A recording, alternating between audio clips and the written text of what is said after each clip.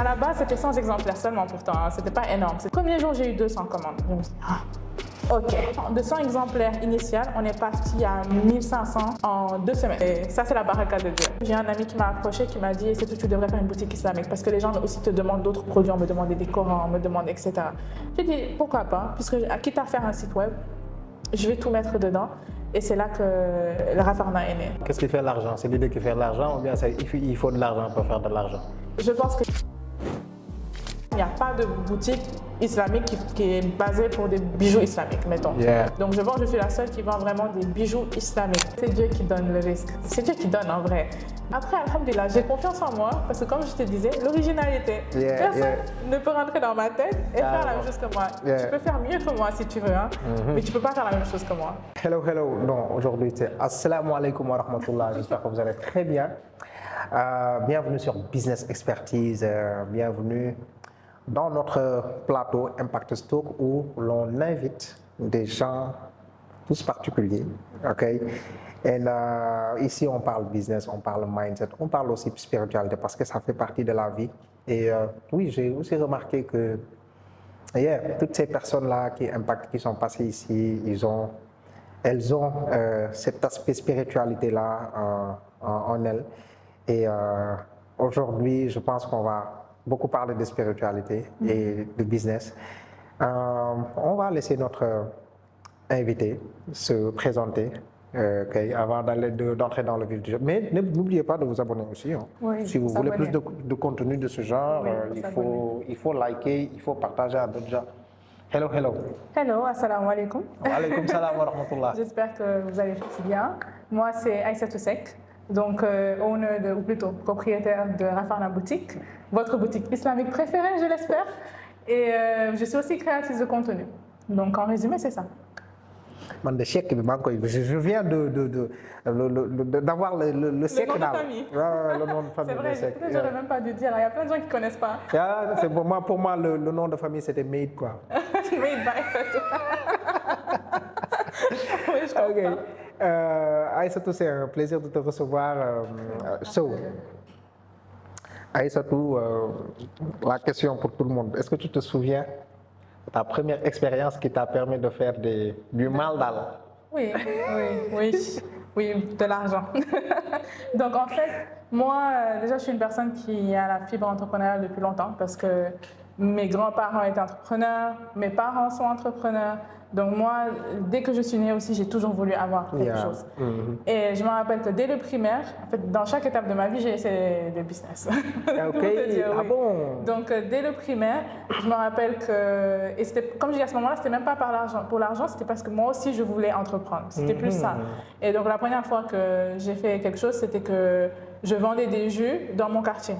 J'ai vu aux Almadies, donc il n'y avait pas beaucoup de monde à ce temps-là, c'est quand j'étais petite là. Il n'y avait pas beaucoup de monde, donc il y avait plus les chantiers parce que c'était vraiment un nouveau quartier. Et donc moi je prenais mon vélo, puis je mettais du jus, puis je partais donner des jus, vendre des jus aux ouvriers, etc. Donc voilà, donc je faisais ça. Après, ça n'a pas marché parce que j'ai commencé à recruter des gens. Après, les choses ont pris une autre tournure. Il y avait des gens plus âgés parce que j'ai commencé à recruter d'autres gens du quartier. Et mes voisines, il y en avait qui commençaient à vouloir prendre le pouvoir et tout. Donc, comment ça prend le pouvoir? Comme tu sais, quand une chose commence à marcher, ça a l'air que tout le monde veut se sentir propriétaire de cette chose ou veut commencer à diriger, veut commencer à dire c'est moi l'aîné, donc c'est moi qui vais organiser tel, comme si on va faire des réunions, on va faire ceci. Et les choses ont commencé juste, plus personne n'avait les mêmes centres d'intérêt finalement, parce que comme je dis, moi là-bas je le faisais par passion, puis d'autres personnes le faisaient aussi pour, je sais pas, pour le plaisir, l'autorité, l'argent, peu importe.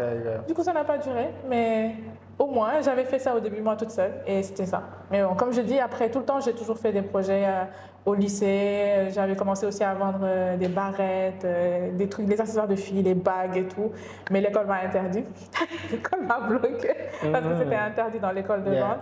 Mais je faisais ça en douce au début, mais les gens commençaient à tellement se mettre autour de moi quand je sortais à la récré qu'on a compris que je vendais. Donc on m'a bloqué. Et après même encore à l'université, donc j'ai quitté le lycée, j'ai dit ok, maintenant à l'université je vais commencer à vendre. J'ai commencé encore d'autres projets, j'ai fait 2 projets à l'université aussi. C'était toujours dans la vente, c'était toujours comme ça, j'ai toujours voulu vendre. Est-ce que tu te souviens de la première surprise désagréable que tu as eue dans tes activités, même les premières activités? Oui, la première leçon que j'ai appris en entrepreneuriat, et ça c'était au lycée, au collège même je dirais, c'est quand je vendais justement les barrettes et tout, les gens à acheter ne payaient pas et te demandaient de faire un prêt. Et ils ne te payaient pas. Donc là, depuis lors, quand j'ai grandi, j'ai fait non, c'est fini les histoires de prêts parce que tu investis ton argent, les gens partent avec ta marchandise, ils ne te payent jamais en fait. Et je n'avais pas envie de courir après les gens. C'est ce qui fait que jusqu'à présent, en fait, je ne fais plus de ce modèle en tout cas. Vraiment, je peux faire des exceptions, mais c'est plus le modèle que je fais dans tous mes projets maintenant. Je me rends compte aussi que tous les commerçants, les entrepreneurs à succès te disent la même chose. Voilà quoi, et ne faites pas n'utilisez pas ce modèle-là, quoi. Il n'y a pas de prêt ni rien du tout. Et par rapport aux études, on était comment? Première de la classe? J'ai vu que tu avais plein de premières de la classe, Nessan. Bon, je n'étais pas forcément première, mais je faisais partie des bons élèves. Disons qu'au début même, j'étais plutôt moyenne, hein, franchement, moi, parce que dans ma famille, on ne nous a jamais poussé à être premier. Ça n'a jamais été quelque chose qu'on nous demandait. Et du coup, moi, j'étais moyenne. Et après, quand même, je prenais des fois quatrième, voilà, deuxième, troisième, des fois, ça m'arrivait. Par contre, j'ai été première du centre au BFM. Et j'ai été aussi première de ma promotion pour mon bachelor, donc ma licence. Mais quand même, ce n'est pas question que j'étais forcément première. C'était quoi tes matières préférées? Mes matières préférées. Au début, c'était les matières scientifiques. Après, c'est parti vers l'économie, les choses comme ça. Mais au début, c'était vraiment les matières scientifiques, physique, chimie, mathématiques, j'aimais bien. Tu avais un projet après les études? Oui, à la base, je voulais devenir informaticienne, ok? Et j'ai fini en école de commerce parce que c'est mes parents qui m'ont dit qu'ils me voyaient beaucoup plus dans le marketing et tout ça là. Donc j'ai suivi le conseil de mes parents, mais à la base, moi je voulais être informaticienne. Donc c'était ça mon projet de base, je voulais travailler dans l'informatique et tout. Mais bon, c'est tout aussi bien parce que je me suis bien retrouvée dans le marketing. Ouais, tu es une bonne marketeuse, hein? Ah, tu trouves? Alhamdulillah.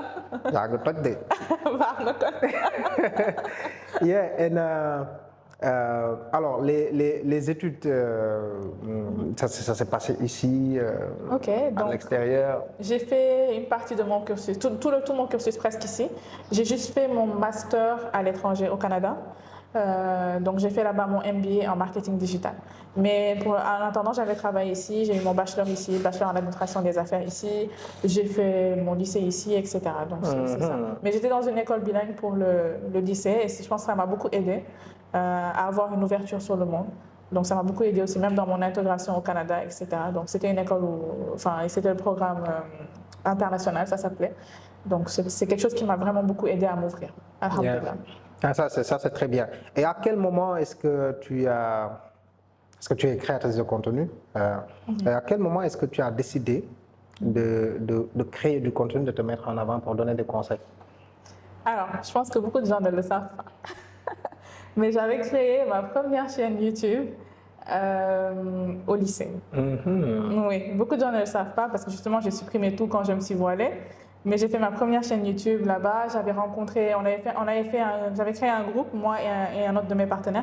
On avait créé un groupe qui s'appelait YouTube Scène et on avait regroupé tous les premiers YouTubeurs parce que ça venait de commencer. Il y avait Doudou dedans, Marfous, tout ça là. Donc c'est à ce moment-là que je les ai connus aussi. Et on avait fait un petit comité, on avait des projets, mais comme d'habitude, après les choses ne sont pas passées comme prévu. Mais c'est la première fois que je me suis mise à créer du contenu. À ce moment-là, je faisais des trucs des créativités d'artistes, on va dire. Je faisais des peintures sur ongles, je faisais comment faire une trousse, je faisais de n'importe quoi. Voilà. En gros, je donnais aussi des conseils parce que j'aime toujours donner des conseils. Donc je faisais ça. C'était la première fois que j'ai créé du contenu. Et c'est ça, je pense, qui a poussé mes parents à me dire d'aller vers le marketing. Et quand j'ai évolué comme ça, pour en tout cas le contenu que je fais actuellement, ce qui m'a poussé à le faire, c'est juste que j'ai commencé à faire une vidéo, une seule, et je me disais que je voulais parler du voile, parce que je me disais que je me suis voilée pendant le Ramadan approche, c'était la période du Covid, et je me suis dit, ce serait l'occasion pour plein de femmes aussi de se voiler durant le Ramadan, donc je vais leur parler de mon expérience.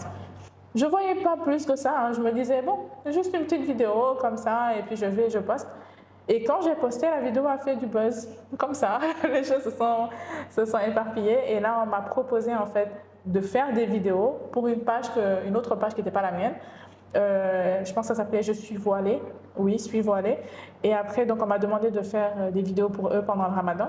Je dis pourquoi pas. J'ai commencé à faire des vidéos, puis j'ai commencé à reposter aussi sur ma propre page.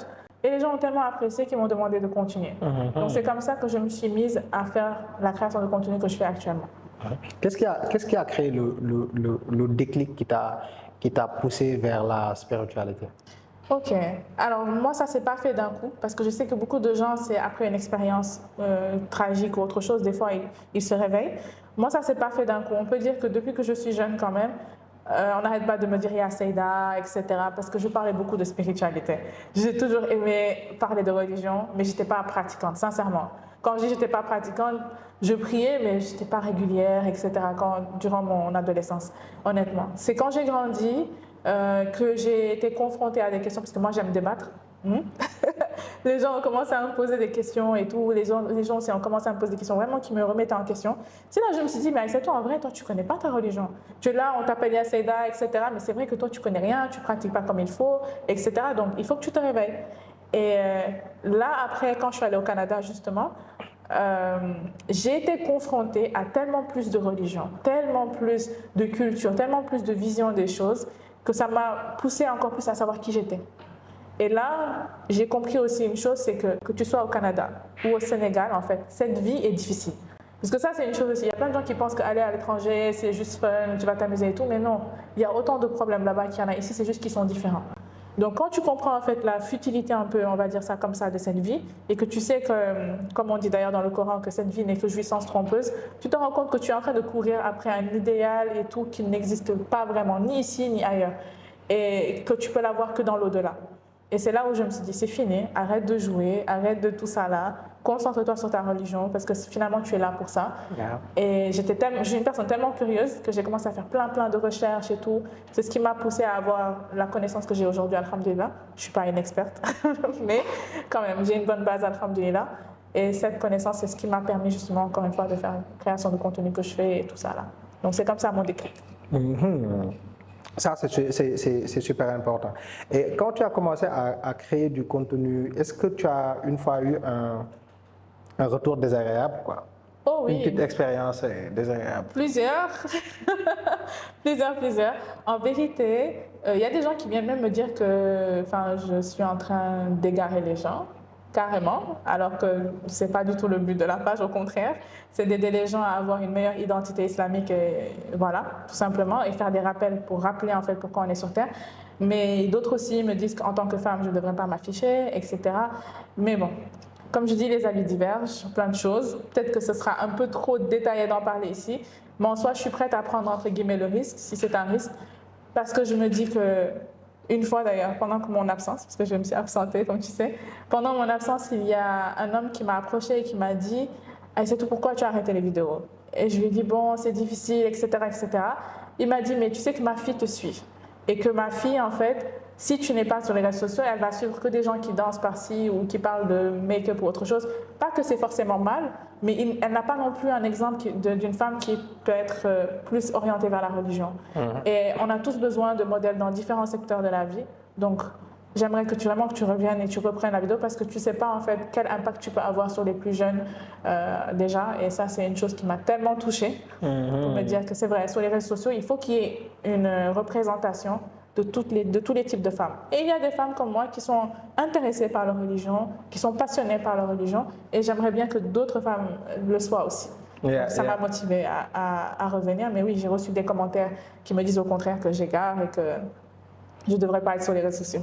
Non, je vois un peu le point de vue. Et ce que le monsieur a dit et t'a dit est super important. Et l'autre chose aussi, c'est que en fait, sur les réseaux sociaux, quand tu crées du contenu, voilà quoi, tu l'as bien compris. Bon, les autres, en fait, ce qu'ils devraient comprendre, c'est pas que, oui, tu crées du contenu forcément pour tout le monde. Tu crées du contenu pour ceux qui sont intéressés par les thématiques que tu crées. Donc, voilà quoi. Donc, il y a des gens qui disent, mais le gars, même moi, ça m'arrive. Le gars, il parle toujours d'entrepreneuriat, de business, nanana, il parle tout le temps d'argent. Oui, j'en parle à ceux qui sont intéressés, tu n'es pas intéressé. Voilà, il y a d'autres types de contenu, quoi. C'est ça. Et à quel moment est-ce que le truc, cette initiative s'est transformée bon, je veux pas dire s'est transformée en business. Comment est-ce que ça a permis à ton activité Rafarna de naître? De naître. Également, je pense que tout comme la création de contenu, ça m'est tombé dessus, je pense aussi que Rafarna, ça m'est tombé dessus. Parce que comme je dis, à la base pour la création de contenu, je voulais juste faire une vidéo parce que je travaillais, etc. Donc à la base, c'était pas quelque chose qui était dans ma voie. Mais quand j'ai justement fait la création de contenu, les rappels, etc., je me suis dit, ben tiens, j'aimerais bien aider les gens d'une façon plus poussée. Et là, des filles m'ont approché et m'ont parlé de l'idée de faire un Ramadan Planner. Je me suis dit, pourquoi pas, franchement, c'est une bonne idée et tout. C'était stressant pour moi quand même parce que je devais passer finalement du virtuel au physique pour la première fois. Et je me suis dit, ok, je vais quand même me lancer. Donc j'ai travaillé pendant, je pense, 1 mois ou 2 sur la création de Ramadan Planner. Mais je stressais énormément. Ma mère aussi, elle me disait, c'est tout, c'est pas grave, dans tous les cas, même si tu te dépenses, parce qu'il fallait investir justement pour créer le planner physiquement. Elle me dit, même si tu investis, que les gens n'achètent pas, sache que tu peux après le donner, ce sera comme une sadaka, donc, etc. Puis ça m'a un peu rassurée. Mais n'empêche que je stressais tellement que je me dis, écoute, il faut que je fasse des précommandes. Parce que je ne voulais pas prendre le risque de trop dépenser pour finalement que ça n'aboutisse pas, parce que tellement j'avais peur. Et à la base, c'était 100 exemplaires seulement pourtant, hein. C'était pas énorme, c'était juste je voulais faire 100 exemplaires. Et quand j'ai fait lancer l'annonce de la précommande, premier jour, j'ai eu 200 commandes. Je me suis dit, ok,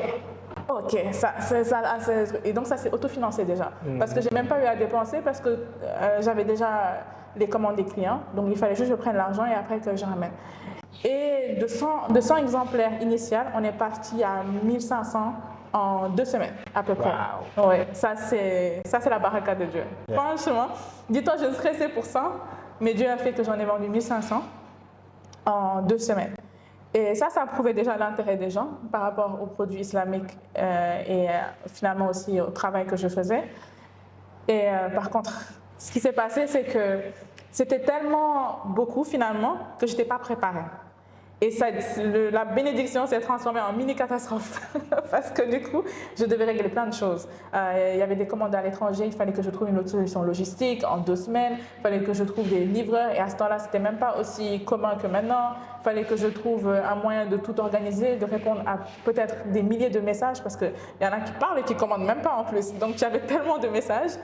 Et tout ça, je devais gérer, je ne dormais plus, j'ai laissé mon travail. J'ai tout fait, en fait, je me suis concentrée dessus pendant des semaines. Je pleurais même des fois tellement j'étais stressée. Il y avait des problèmes qui sont arrivés par-ci par-là, je devais changer d'imprimeur, etc. Donc tout ce qui s'est passé m'a poussée à me dire, plus jamais je vis ce genre de manque d'organisation. Et c'est là que j'ai dit, la solution, ce serait d'avoir une boutique en ligne où on aurait un site web, où les gens passeraient par là, comme ça, le flux de commandes peut être beaucoup sans que ça me pèse autant. Et c'est là que j'ai eu l'idée, en fait, de faire un site web. Et quand j'ai voulu créer le site web, j'ai un ami qui m'a approché, qui m'a dit, c'est tout, tu devrais faire une boutique islamique, parce que les gens aussi te demandent d'autres produits, on me demandait des Corans, on me demandait, etc. J'ai dit, pourquoi pas, puisque quitte à faire un site web, je vais tout mettre dedans. Et c'est là que le Rafarna est né. Je me suis concentrée 2-3 mois après le Ramadan, où aussi j'avais arrêté tout, le travail, tout. J'ai commencé à créer un planeur annuel. J'ai fait le site web moi-même. J'ai appris toute seule. Puis après, j'ai aussi cherché des fournisseurs. J'ai commencé à trouver des transitaires, etc. Bref, tout j'ai fait pendant 2-3 mois et j'ai lancé la boutique. On dirait que tu avais une activité à côté, tu travaillais à côté. Alors je travaille, mais ce n'était pas mon activité. Je travaille en entreprise. Mon père est entrepreneur, comme je te disais. Il avait une entreprise, il a une entreprise plutôt jusqu'à présent. Et je travaillais là-bas en tant que responsable marketing. Donc j'ai laissé ça pour dire d'ailleurs que j'ai laissé un meilleur salaire finalement que ce que j'allais gagner au début, en tout cas de Rafarna. Mais je préférais ça parce que j'étais passionnée et je trouvais que j'allais voler de mes propres ailes. Moi aussi, j'allais être entrepreneur, comme mes parents. Donc, c'était ça que je voulais. C'était quoi le point de vue des parents de se lancer le fait de te lancer dans l'entrepreneuriat? Alhamdulillah, comme je dis, eux deux, ils sont entrepreneurs. Donc, ils m'ont très bien supporté. J'avais un peu peur par rapport à mon père parce que je devais laisser justement la place de son entreprise. Mais au contraire, en fait, c'est même lui, quand il m'a vu, comment j'étais presque pas concentrée dans son travail et que ma tête était toujours dans mes projets, qu'il m'a dit, écoute Aïssatou, je vois bien que tu es ailleurs, vas-y, et je te supporte. Et alhamdulillah, quand je te disais tout à l'heure justement que les planeurs se sont autofinancés, moi, j'allais faire un investissement, je ne sais plus c'était de combien, je ne me rappelle même plus, parce que c'était juste 100. Mais finalement, alhamdoulilah, avec la vente des 1500, j'ai pu avoir quelques millions. Et c'est ces millions-là que j'ai utilisés pour investir. Donc, je n'ai même pas eu besoin qu'on me finance, je n'ai pas eu besoin que tout ça. Donc, comme je dis vraiment, la baraka d'Allah est descendue sur moi comme ça. J'ai eu le financement grâce à un petit investissement de départ et tout. Donc, mes parents, ils m'ont juste aidé dans le sens où ils m'ont supporté, etc. Ma mère, après, plus tard, elle a décidé d'investir aussi dans la boutique. Mais voilà, c'est juste ça, ils m'ont vraiment juste supporté. Finalement, qu'est-ce qui fait l'argent? C'est l'idée qui fait l'argent ou bien il faut de l'argent pour faire de l'argent? Je pense que l'idée fait l'argent. De mon côté, en tout cas, c'est ce que j'ai vécu. Parce que je pense que plein de gens ont de l'argent. J'ai vu des cas, parce que beaucoup de personnes viennent vers moi aussi pour me poser des questions d'entrepreneuriat. Et j'ai vu des gens qui avaient de l'argent, qui ont investi des millions sur des projets et qui n'ont abouti à rien. Parce que peut-être l'idée n'était pas bonne ou que c'était pas bien organisé, pas bien placé, etc. Donc, je pense que l'idée, quand elle est une bonne idée et qu'elle est bien faite, c'est ce qui fait faire l'argent. Parce que ça, c'est un conseil que je donne aux entrepreneurs. Si vous êtes propriétaire de votre produit ou de votre idée, comment je donne la connaissance du produit, vous pouvez vous autofinancer comme un peu ce que j'ai fait dans le sens où vous pouvez prendre des précommandes. Vous n'avez même pas besoin forcément d'un investisseur étranger. Vous pouvez prendre des précommandes sur le produit qui vont vous aider. En fait, ce sera eux, vos investisseurs, qui vont vous aider à mettre en place le produit. Donc, ça, déjà, c'est quelque chose qui pour moi, peut marcher. C'est un très bon moyen de démarrer une activité. Exactement. Mais pour ça, il faut la propriété, en fait, de ce que tu vas vendre. Dans le sens où il faut que tu aies la connaissance de ce que tu vas vendre. Tu ne peux pas dire, je ne sais pas, je vais juste acheter des produits en Chine et financez-moi, je vous amène les produits de Chine. Parce que d'autres personnes vont le faire et vont déjà avoir le produit sur place. Ce que tu peux faire, c'est si c'est quelque chose d'innovateur, que toi seul, par exemple, tu as l'idée en place, tu as ça. Mettons, le Ramadan Planner, comme je dis, c'était ma création. Donc là, j'ai pu demander aux gens, vous le voulez, ben, il faut juste le précommander et vous l'aurez. Yeah. Donc c'est ça, il faut la propriété quand même de ça. Yeah, great. And, pour toi, quelle est la partie la plus compliquée dans ton activité actuellement? Je sais que beaucoup d'entrepreneurs vont se reconnaître, déléguer. Déléguer. J'ai du mal à déléguer. Yeah. Et quand je délègue, je ne suis pas forcément satisfaite. Alhamdulillah, maintenant j'ai employé des gens et tout. Donc au début, j'étais toute seule, c'était très difficile. Yeah. J'ai employé, mais honnêtement, ça m'a pris beaucoup de temps avant de lâcher prise. Et jusqu'à présent, il y a des choses que j'ai du mal à déléguer. Parce que justement, j'ai l'impression que je peux mieux le faire, que si je le fais, il y aura peut-être une autre touche de moi dedans et tout. Mais je dois apprendre à déléguer parce que finalement, je pense que je t'ai déjà entendu dire qu'une entreprise, c'est comme un enfant qui grandit. Et là, je me rends compte, effectivement, il faut que je laisse l'enfant grandir. Et pour grandir, il faut que je le laisse aussi un peu... Casser des trucs? Oui, casser des trucs. Il faut qu'il se tombe. Exactement. Il faut qu'il tombe du moins. Exactement. Il faut que je te laisse un peu avoir son expérience et aussi, finalement, laisser les gens qui sont dans l'entreprise aussi faire leurs choses, faire les choses dedans en fait. Pas juste faire leur moi. process, oui. Exact. Ouais, mais au début, j'avoue que je voulais vraiment tout contrôler et ça, c'était compliqué. Non, c'est ça. Hein. Après, les trucs se passent petit à petit. Il faut aussi un temps de formation. Ok, tu formes tes collaborateurs sur des choses. Comment est-ce que toi tu les fais, comment est-ce que tu les ferais, etc. Après, tu les laisses. Après, eux, ils vont forcément améliorer des points. Ils vont forcément apporter des points d'amélioration. Oui. Moi, voici comment je fais les choses. Ça ne veut pas dire que ma manière de faire est la meilleure manière de faire. Oui. Voici comment. Si tu penses qu'il y a une autre manière, etc. C'est vrai. Et c'est vrai totalement parce que moi, il y a des choses, par exemple, auxquelles je n'avais pas pensé que justement, certains de mes collaborateurs, ils ont eu à penser après. Et ça, c'est des choses importantes. Mais quand on ne veut pas lâcher, parce que tu te rends compte, tu dis c'est ton bébé, tu n'as pas envie qu'il se gâche, tu n'as pas envie tout le travail que tu as fait ça gâcher, mais il faut apprendre à déléguer si on veut que ça grandisse. Carrément, ouais. Parce que voilà, seul on va vite, mais ensemble on va loin. Quand tu as lancé le planner, tu étais au Sénégal? Oui, j'étais au Sénégal. D'accord. Donc, j'ai commencé la création de contenu au Canada. C'était quand le Covid, comme je dis. Bon, pour la petite histoire, moi, le Covid, j'avais quitté mon travail pour prendre une année sabbatique. Et quand j'ai pris mon billet, la veille, en fait, ils ont bloqué les frontières. Donc, je suis restée bloquée au Canada sans travail. Wow. Et ça m'a poussée Alors que tu avais déjà quitté et tu ne pouvais plus retourner. Je ne pouvais plus retourner parce qu'eux-mêmes, en fait, à la base, avec le Covid, il fallait même réduire entre guillemets les effectifs, tout ça. Là. Donc, et voilà. Et puis moi, en fait, ce qui a fait que j'ai pris justement l'année sabbatique, c'est parce que je voyais le Covid venir. Et au Canada, je pense que ça devait être pire qu'ici, puisque là-bas, les gens sont parano. Et en fait, moi, je travaillais dans une entreprise en tant aussi que coordonnatrice marketing. Et j'organisais des événements, etc. Donc, le plus gros des événements qui devaient être organisés par moi, il a été annulé à cause du Covid. Yeah. Donc, je me dis, bon, qu'est-ce que je fais ici? Je vais rentrer chez moi et je prends une année sabbatique. Comme ça, je reste à l'aise à la maison, etc. Parce que je pensais qu'avec le Covid, il fallait travailler de la maison, tout ça. Là, on avait déjà commencé tout ça là-bas au Canada. Et je prends mon billet, la veille, on ferme la frontière. Donc, j'étais bloquée au Canada sans travail, même ni maison, parce que j'avais rendu les clés de mon appartement. Donc, c'était une période assez catastrophique. J'ai passé 5 mois là-bas à faire entre les Airbnb, de louer des nouveaux appartements et tout, parce que justement, il n'y avait plus rien qui était disponible. Mais alhamdoulilah, ça m'a permis aussi d'avoir une autre expérience entrepreneuriale au Canada, c'est que j'ai été freelance en marketing. Donc, j'ai aidé des petites boutiques dans leur gestion des réseaux sociaux et tout ça là. Donc, ça m'a permis de voir en fait comment c'est aussi d'être entrepreneur ailleurs qu'au Sénégal. Et c'est quand je suis rentrée, 1 an plus tard, que j'ai fait le planner. Great. Aujourd'hui, on voit que la boutique se développe, machallah, petit à petit. Et, comment est-ce que tu fais pour choisir tes produits? Est-ce que tu as une technique pour choisir des produits winners? Et est-ce que tous les produits marchent forcément? Ok. Donc, comme je disais au début, quand j'ai créé la boutique, je voulais que ce soit une marque, avant même d'être une boutique. C'est pour ça que j'ai appelé Rafarna Boutique.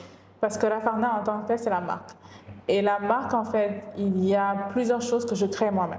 Donc, comme je dis, j'aime beaucoup ma créativité, j'aime bien le mettre dans mes produits et dans mon packaging, dans tout. Et c'est là que j'ai décidé donc, de créer une ligne de bijoux. J'ai décidé de créer aussi les planeurs, j'ai aussi créé des tableaux, bref, plein de choses, j'ai commencé à créer moi-même. Ça m'a permis d'avoir l'originalité. Ok, donc c'est ça m'a déjà permis d'avoir l'originalité. Et ça, je pense que c'est ce qui va aider que certains de mes produits soient winners. Parce que les bijoux islamiques, par exemple, je me rappelle, c'est moi qui décide des phrases, j'envoie à mon bijoutier qui est à l'étranger parce que je voulais faire de l'acier inoxydable. Donc j'ai décidé de trouver un fournisseur acier inoxydable parce que c'est anti-allergène, etc. Et beaucoup de gens qui ont des allergies pour les plaques et or. Donc tout ça, j'ai essayé de mettre en place quelque chose qui va pouvoir satisfaire les gens. Et là, après, j'ai mis ma créativité, j'ai choisi mes propres citations, j'ai décidé du design, de la longueur, de tout. Donc, j'ai fait vraiment tout ça pour créer ma ligne de bijoux. Et j'étais la première. Je pense jusqu'à présent, il n'y a pas de boutique islamique qui est basée pour des bijoux islamiques, mettons. Donc, je suis la seule qui vend vraiment des bijoux islamiques. Après, oui, je vends aussi des bijoux à prénom et il y en a d'autres qui font ça, etc. Mais quand même, je reste original parce que dans le sens où c'est les versets que j'ai, etc. Personne n'a ça au Sénégal, ça c'est sûr. Donc ça c'est une chose qui me permet d'avoir un pas en avant en fait sur le marché. Et ça c'est important parce que moi je me suis rendu compte d'une chose et je ne recommande pas ça aux gens. C'est que je n'ai pas fait ce qu'on m'a appris en marketing dans le sens où de faire une niche, de cibler une niche. Moi je suis allée tellement large avec Rafarna. Dans le sens où je vends tellement de différents produits. On a plus de 1000 produits sur le site. Et je vends tellement de produits différents que c'est très difficile à gérer. Parce que justement, tu as des mini-concurrents, tu n'as pas de concurrents fixes, mais tu as des mini-concurrents. Dans chaque section, tu vas avoir des gens qui vont avoir les mêmes produits que toi à peu près. Et toi, malheureusement, tu n'es pas focalisé sur ça. Mettons, je donne un exemple, les hijabs. Je vends des hijabs, mais d'autres gens sont spécialisés en hijab. Moi, je vends des hijabs et autre chose. Du coup, je n'ai pas le temps de me focus sur ça pour bien le faire avancer. J'ai une partie librairie islamique. Il y a des gens qui sont spécialisés en librairie islamique. Donc, toutes ces personnes, finalement, moi, j'ai plein de petits concurrents comme ça. Et on nous compare souvent avec eux, alors que techniquement, on n'est pas vraiment la même chose. Mais le problème avec justement cette dispersion, c'est que je n'arrive pas à amener chaque section au niveau où ça devrait être. Ça va venir, Inch'Allah, dans le temps, j'y travaille.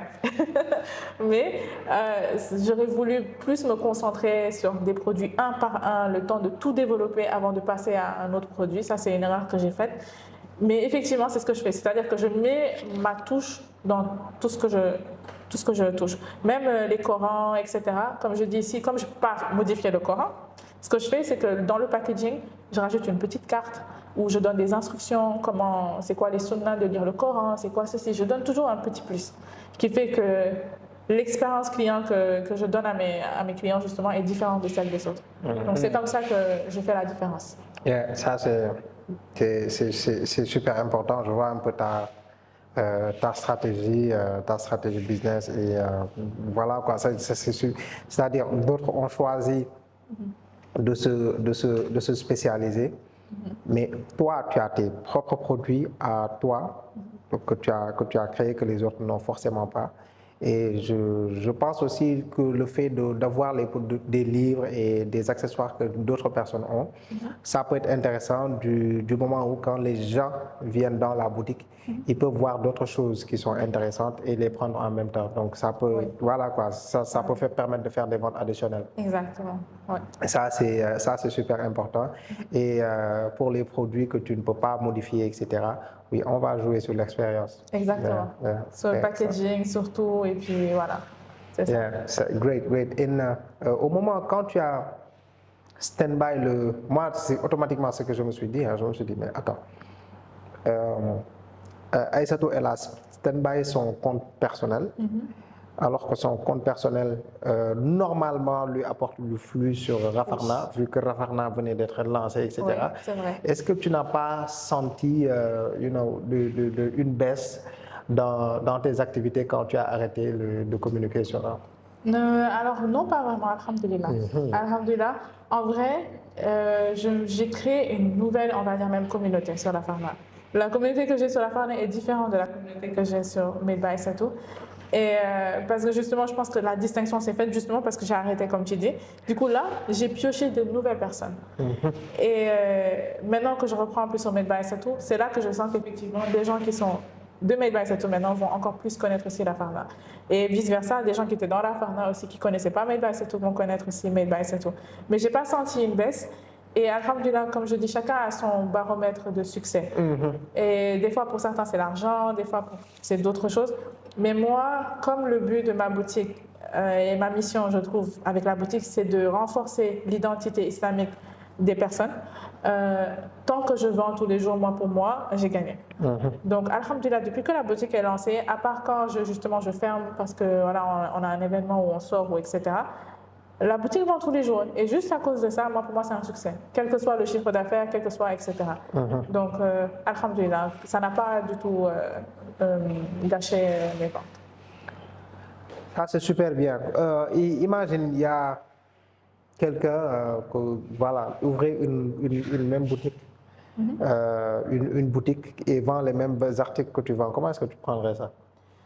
J'ai aidé des gens à ouvrir des boutiques islamiques. Comme on dit, en fait, c'est Dieu qui donne le risque. C'est Dieu qui donne en vrai. Donc, je ne vais pas rester là à me fâcher. Juste il y a dernièrement, quelqu'un m'a posé des questions, m'a demandé de l'aider à faire son logo pour ouvrir une boutique islamique au Sénégal.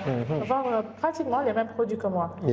Après, alhamdoulilah, j'ai confiance en moi parce que comme je te disais, l'originalité. Personne ne peut rentrer dans ma tête et faire la même chose que moi. Tu peux faire mieux que moi si tu veux, hein, mais tu ne peux pas faire la même chose que moi. Et c'est ça qui change tout.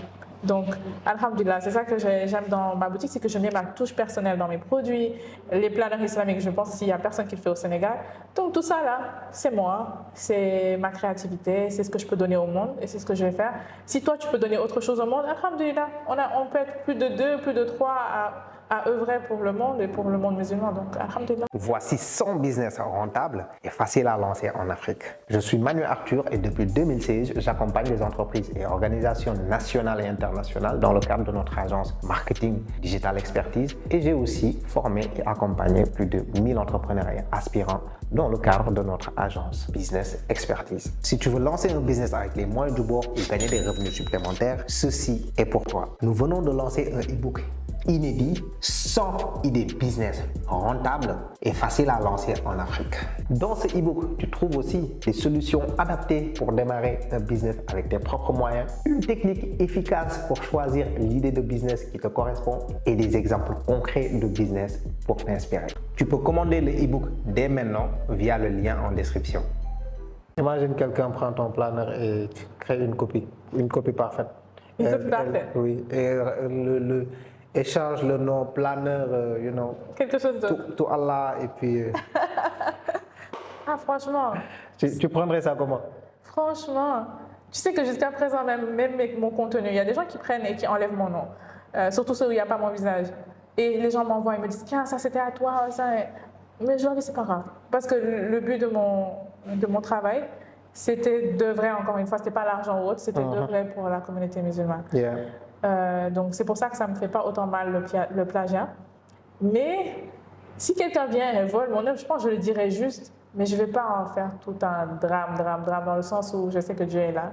Dieu vous voit. Je sais que Dieu vous voit. La baraka, là, vous n'allez pas la voir comme ça. Surtout en tant que musulman, comment tu peux faire ça? Sincèrement, je sais, on me trouve des fois naïve parce que c'est la même chose aussi, même dans mon business et tout. J'ai l'impression que mes clients sont des musulmans. Donc, toujours de mes raffineurs. Je me dis, eux là, ils ne vont pas faire ci, ils ne vont pas faire ça. Et c'est vrai que je suis un peu naïve sur ce côté-là, mais pareil, je me dis, ah, s'ils volent ça vraiment, comment un musulman peut faire ça? Comment? Comment? Tu as des clients compliqués? Oui. Ah oui. Tu gères comment avec eux? Ok. Et c'est quoi le type d'expérience que tu as avec tes clients les plus compliqués? Je pense que la pire de la pire, c'était une personne qui s'est extrêmement fâchée. Elle m'a écrit des pavés, parce qu'elle voulait un Ramadan planner. Ce Ramadan s'y passait. Elle voulait un Ramadan planner. On était à 1 semaine ou 2 semaines de Ramadan. Elle le voulait le jour même, alors qu'on était samedi après-midi et qu'on avait fermé. Donc moi aussi, mon équipe, je les libère tôt, etc. Et moi, je travaille même plus en boutique, parce que je suis plus maintenant en back-office, on va dire. Je travaille tout ce qui est fournisseur, etc. Et donc, il n'y avait personne à la boutique. Et je lui ai dit, en ce moment, on est fermé, donc on pourra vous livrer lundi, parce qu'on est fermé le dimanche. Et c'est le seul jour où on est fermé. Et elle m'a fait des pavés, elle m'a dit qu'elle était coach business et que le client est roi et que nanani, et que nanana, etc. Donc oui, et puis on a un mauvais site. Elle a commencé à critiquer tout, alors qu'elle n'a jamais acheté chez nous. Elle a commencé à tout critiquer et à dire qu'elle était coach business et qu'elle savait mieux et qu'elle va faire de la mauvaise publicité. Et si je vous dis que moi, je ne l'ai même pas beaucoup répondu, je lui disais juste, je suis désolée, etc. Elle continue à écrire des pavés. Ça, c'était la pire expérience que j'ai eue. Coach business, quoi? Oui, elle me disait qu'elle était coach business, donc elle sait très bien de quoi elle parle, nanana. Bref, donc c'est ce qui s'est passé. Et moi, ce que je vais recommander aux entrepreneurs, au début. Finalement, elle a pris? Non, elle est partie, elle nous a dit, elle m'a traité de tous les noms, elle a disparu. Moi, à la fin, j'ai juste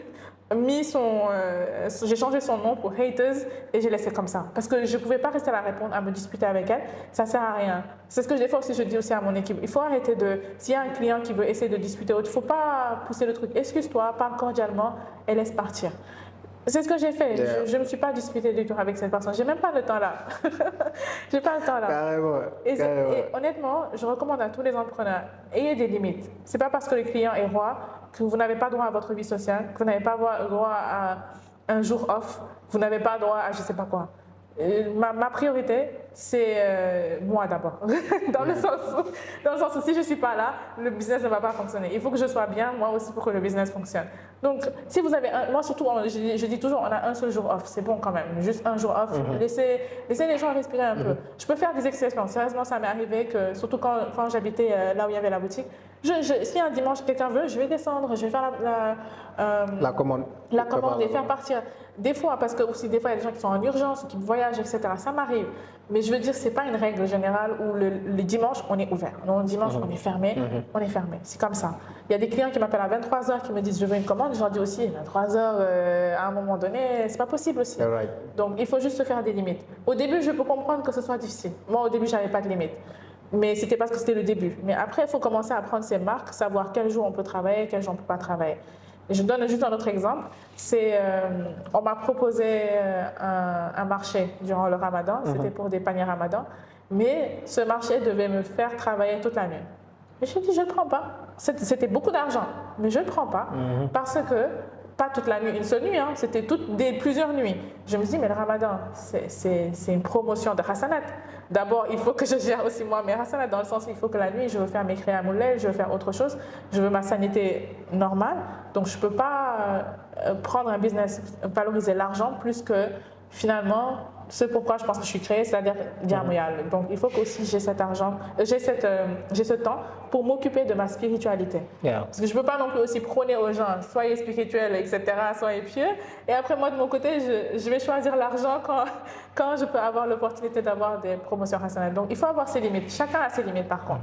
Tu peux te décider que ma spiritualité est importante. J'ai des règles pour ça. Ma famille est importante, j'ai des règles pour ça. Pour moi, c'est important. C'est ça. Et est-ce que tu as pu expliquer à cette entreprise, je ne sais pas,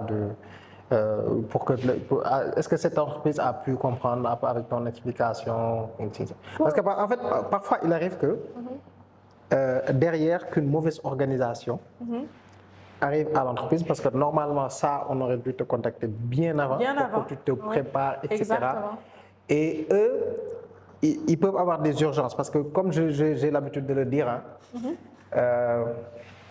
quand tu ne t'organises pas, tu vas transformer des choses que tu aurais pu planifier en urgence plus tard.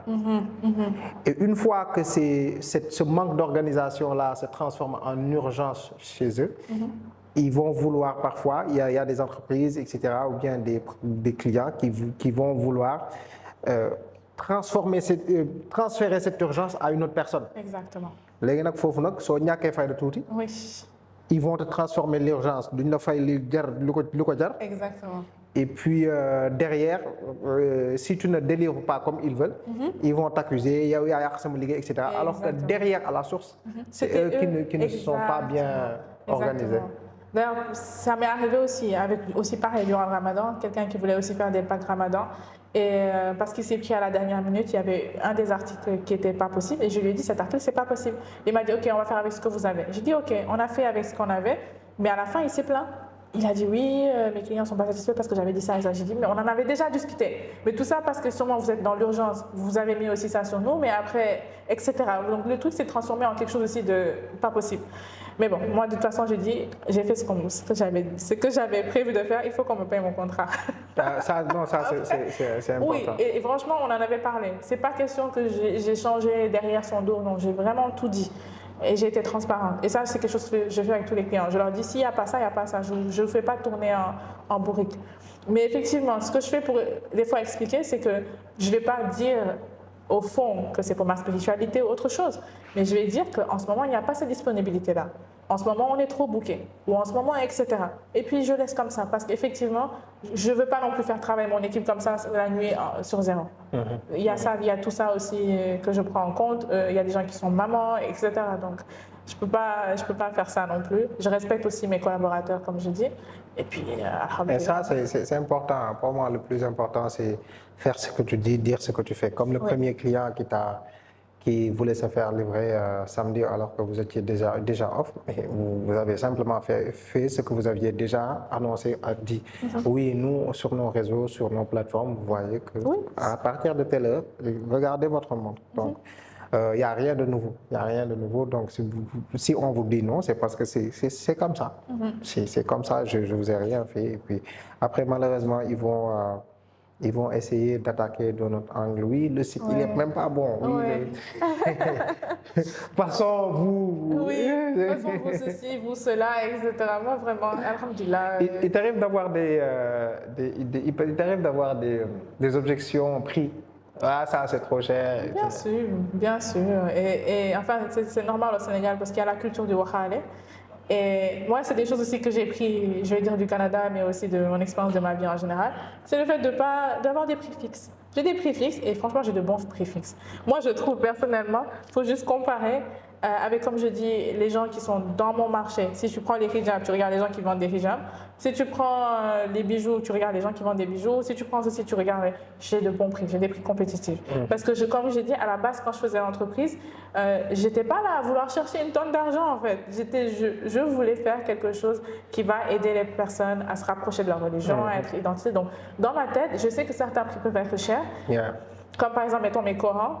Je les importe de la France. Déjà, la France, là-bas, s'il faut juste comparer le prix de mes Corans et le prix qui sont vendus en France, les gens verront que je ne mets pas une marge énorme, en fait. Donc, ça a l'air cher, mais c'est par rapport à ce que j'offre comme qualité. Yeah. Donc c'est ça. Et j'essaye aussi, ce qui n'est pas une très bonne stratégie, je sais, de faire différents prix. Donc si je donne des corans qui sont chers, j'essaie de vendre aussi des corans qui ne sont pas chers. Donc j'essaie toujours de faire ça. Il y a des problèmes avec ça, c'est pas une bonne stratégie.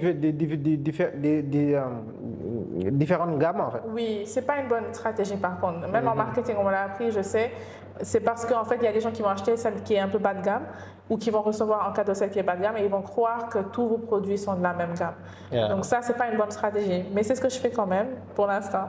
Mais bon, en tout cas. Right. Parce qu'après, le positionnement, il est très clair d'avoir un positionnement qui est clair et que tout le monde sache que, OK, lui, tous ses produits sont de cette qualité-là. C'est beaucoup mieux. C'est beaucoup mieux que ce que j'ai fait comme stratégie. Mais bon, je dis au moins que ce n'est pas la meilleure stratégie. Okay. Faites pas comme moi. Qu'est-ce que tu ferais différemment si aujourd'hui tu devais reprendre ton activité? Ok, comme je disais tout à l'heure, me concentrer un par un sur les produits. J'aurais beaucoup aimé pouvoir développer chaque section meilleure que ce que j'ai fait actuellement. Parce que malheureusement, ce qui m'arrive, c'est que comme je ne peux pas travailler sur toutes les sections à la fois, des fois je travaille sur cette section, puis d'un coup je me rends compte que l'autre section est presque en rupture de stock. Le temps que je recommande, je recommande parce que comme je dis, des fois c'est ma création. Donc le temps que je me mette à créer pour cette partie-là, je me rends compte que je suis en train de délaisser une autre. Donc ça fait que je suis un peu éparpillée. Si je devais vraiment reprendre, ce serait vraiment que je me concentrais un par un sur chaque secteur dans lequel je suis actuellement, afin de devenir un vrai leader, bien que je me considère déjà, alhamdoulilah, très bien, mais un vrai leader dans ce domaine avant de passer à un autre produit. C'est ce que j'aurais fait différemment. C'est quoi le secret selon toi pour développer tes réseaux sociaux? Mes réseaux sociaux, est-ce que j'ai une stratégie de développement? Je pense que j'ai plus une stratégie de contenu. Pour moi, il y a une différence entre les deux, dans le sens où je ne cherche pas forcément à attirer plus de gens. Je cherche plus à délivrer ce que moi j'ai envie de délivrer. C'est ce que je fais.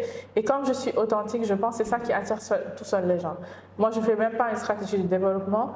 Comme je dis, c'est plus, par exemple, certains de mes produits, quand je sais qu'ils ne sont pas faciles à comprendre pour tout le monde, je vais faire une vidéo explicative.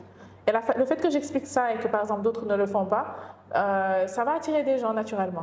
Parce qu'ils vont se dire, ah ok, je vois, je comprends mieux, ça c'est un produit que je comprends, donc je vais l'acheter, etc. Donc moi en vrai, je ne fais pas vraiment une stratégie de croissance, mais plus c'est juste une stratégie de contenu.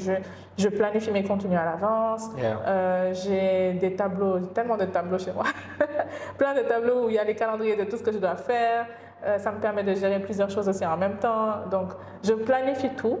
Par contre, je laisse encore tout, comme on dit tawakkul, je laisse tout dans la main de Dieu. Moi, je fais ce que je vais faire comme effort et je laisse le reste entre la main de Dieu. Si les clients doivent venir, ils vont venir, Inch'Allah. Je le force pas. Je le force pas. Je reste authentique et j'espère que ça va plaire aux gens.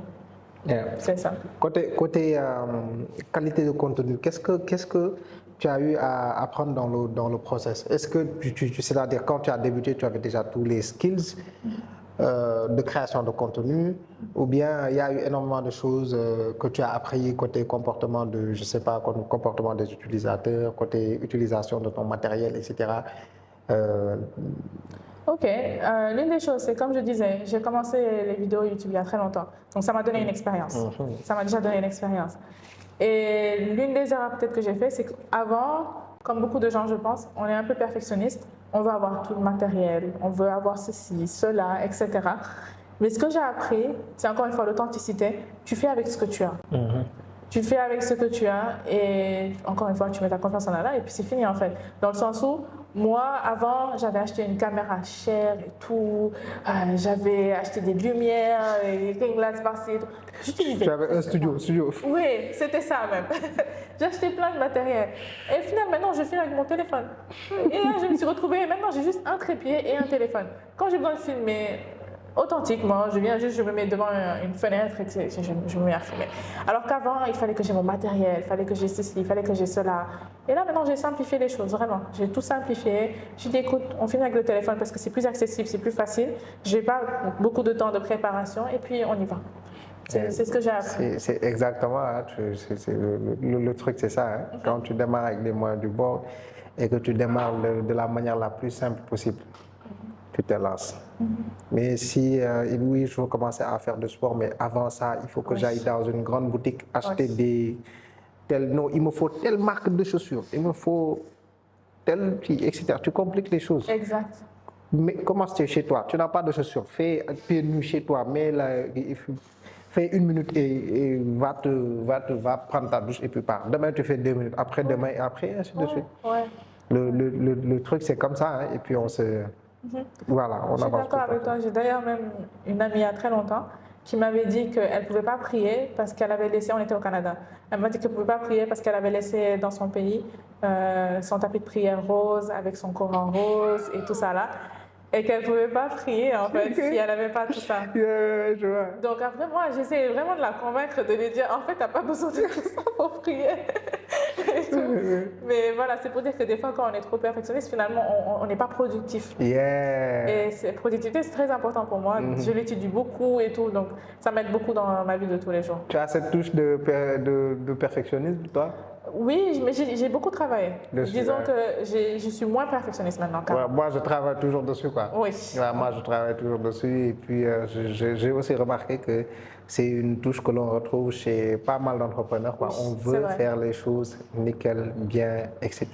Ouais. Mais voilà, toutes les choses qui ont marché dans la vie ont commencé par des MVP. Les MVP, c'est pas des choses qui sont parfaites, Ouais. Donc, on rend le truc fonctionnel. Et puis, on pousse petit à petit. Quels sont est-ce que tu as eu à faire des sacrifices pour que ton activité arrive à ce niveau-là? Des sacrifices. Alors, laisse-moi réfléchir. Peut-être ma vie sociale. Peut-être ma vie sociale. Les amis... oui, surtout toi, on te voit plus, oui, on te voit les événements, etc. Oui, ma vie sociale. Je pense que c'est vraiment ça parce que, en vrai, dans la vie, je pense que même quand on parle justement de productivité, il faut faire des priorités. Et malheureusement, j'ai pas mis la priorité sur ma vie sociale. C'est pas forcément une bonne chose, mais j'ai juste décidé de prioriser ma spiritualité, par exemple, ma famille et mon travail. J'ai dit que déjà ces 3, c'était beaucoup. C'était beaucoup sur ma tête. Donc je me suis concentrée sur ces 3-là et j'ai un peu délaissé ma vie sociale. Et peut-être à des moments ma santé. Peut-être à des moments ma santé. Mais après là. Avec ta boutique, c'est quoi les objectifs dans l'avenir? Tu veux arriver à quel niveau? Ok. Alors, une des choses sur lesquelles j'avais commencé à travailler, mais que j'ai un peu mis en stand-by, c'est l'expansion de la boutique dans d'autres pays. Beaucoup de gens aussi me demandent d'ouvrir une boutique physique au Sénégal, mais ma stratégie, elle était vraiment en ligne et elle concorde mieux pour l'instant à l'équipe que j'ai et qui on est, nos vies, etc. Pour l'instant, ça représente mieux comment on est actuellement, mais j'aimerais ouvrir une boutique physique, peut-être plus tard, Inch'Allah. Ou l'année prochaine, on ne sait jamais, hein, priez pour nous. Ensuite, j'aimerais, comme je disais, faire l'expansion de la boutique dans d'autres pays, avoir des représentants, parce que ça aussi, j'ai eu beaucoup la demande. Et en dehors même de juste la boutique, personnellement, professionnellement, j'aimerais aussi diversifier mes activités. C'est des choses que j'ai toujours voulu faire, c'est organiser des ateliers. Donc, j'aimerais bien commencer à organiser des ateliers en productivité. J'ai créé les planeurs. Il faut bien maintenant qu'on fasse ça en live. Donc, j'aimerais organiser des ateliers. J'aimerais faire des choses de développement personnel, que ce soit webinaire en ligne ou autre chose. J'aimerais faire des choses comme ça, toujours avec une approche islamique, bien sûr. J'aimerais peut-être devenir coach. Je suis en train de suivre une formation et tout. Peut-être devenir coach de vie islamique, quelque chose comme ça. Donc, tout ça, je suis en train de travailler dessus. On verra en tout cas où est-ce que ça va nous mener, mais c'est ça mes projets futurs pour l'instant. C'est quoi la différence entre la Aïssatou avant l'entrepreneuriat et la Aïssatou de maintenant? Je pense que j'ai beaucoup plus confiance en moi. Parce que j'étais beaucoup plus timide avant. Je sais que ça a l'air bizarre parce que je postais des vidéos sur Instagram, mais comme je dis, il faut savoir que quand je filme mes vidéos, je suis toute seule. Ça, c'est la première chose. Et les gens, ils ont l'impression, parce que tu es sur les réseaux sociaux, mais en fait, quand je filme, je me sens à l'aise parce que je suis toute seule. Et des fois, on m'invitait, comme tu dis, au live, etc. Et j'étais stressée, je ne voulais pas. J'étais comme, je vais dire des bêtises et tout. Mais là, j'ai beaucoup plus d'assurance. parce que je suis passée par plusieurs choses dans ma vie personnelle, mais parce que aussi l'entrepreneuriat m'a beaucoup appris, m'a donné aussi beaucoup de confiance en moi. Je sais que je peux accomplir finalement des choses et ça fait que je suis confiante de qui je suis. Great. C'est qui tes références dans la partie spiritualité? Dans la partie spiritualité. Alors, quand tu dis mes références, tu veux dire comme des guides spirituels ou bien juste des personnes normales, lambda? Bon, ok, disons, côté spiritualité, qui est-ce que tu suis sur les réseaux sociaux? Qui est-ce que tu écoutes? Sur les réseaux sociaux? Que ce soit sur les réseaux sociaux, que ce soit dans, je ne sais pas, qui est-ce que tu écoutes en fait? Ok, donc moi en fait sur les réseaux sociaux, je pense parce que presque 90% du contenu est en anglais. Donc la majorité des chers et autres que j'écoute, ils sont soit aux États-Unis ou en Angleterre. Le cher que j'écoute le plus s'appelle Cher Yasser Khadi. Je ne sais pas si les gens le connaissent, mais en tout cas. Yasser Khadi. Je le connais.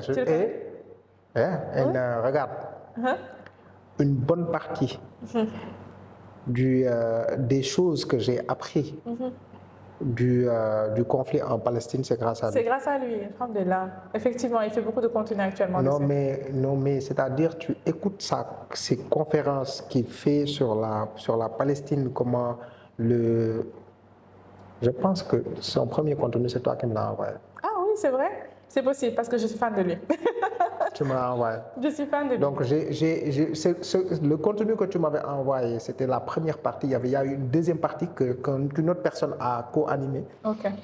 Et quand j'ai écouté sa conférence et comment il a commencé par la Première Guerre mondiale, comment est-ce que ça a joué sur le monde islamique? Je me rappelle, j'ai écouté celle-là. Non, après, depuis, non, il est bon. Il est bon, hein? Il est bon. Exactement. Donc lui, c'est celui que j'écoute le plus.